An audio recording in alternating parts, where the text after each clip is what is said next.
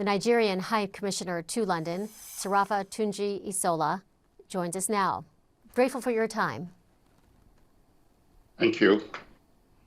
I want to hear how you view the UK's Omicron travel ban and putting Nigeria on this travel red list. Is it discriminatory? Yes, absolutely. Nigeria aligns with the position of the UN Secretary General on this issue. And the position of the US Secretary General is what he described as travel apartheid. Apartheid in the sense that the issue of Omicron, as of today, there are only 3 cases detected in Nigeria. During the last week of November, precisely between 22nd of November and 28th of November, about 67 travelers that tested positive to COVID in Nigeria are mostly from UK. And Nigeria did not, on account of that, find it necessary to place a travel ban on people from the United Kingdom. So, I mean, under normal circumstances, this variant has been discovered in South Africa. We should salute the efforts of South African Medical Association for alerting the world to the Omicron variant.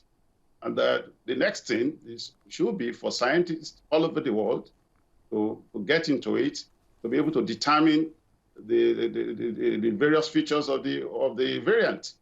I must say that as of today, South Africa did confirm that this variant does not involve any hospitalization, neither does it involve any death. So the issue of slamming bans on account of a mild variant is not the right thing to do. Only about 3.7 million of Nigeria's 206 million people have been fully vaccinated.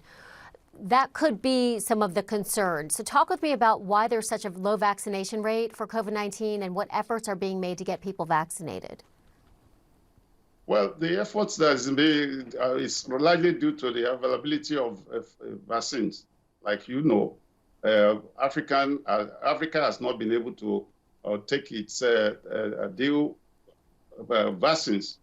And the UN Secretary General also alluded to the fact that this non-vaccination of Africans is not due to their fault. But perhaps it's important to say that this is not an African disease. It was brought to Africa, and our leaders have done all within their power to ensure that vaccines are brought to Africa. But production of vaccines now is such that what comes to Africa is limited. But I must say that even during the first and second wave, the process was well managed in Nigeria, and we didn't have cause to go on the red list. So that's why that's why I had outrage in Nigeria now. I want to know if you have a message to the UK Minister for Policing, Kit Malthouse, who said that the phrase travel apartheid was very unfortunate language. What's your message? Yes, it's a message of it's a message by the UN Secretary General. Nigeria only aligns with that message.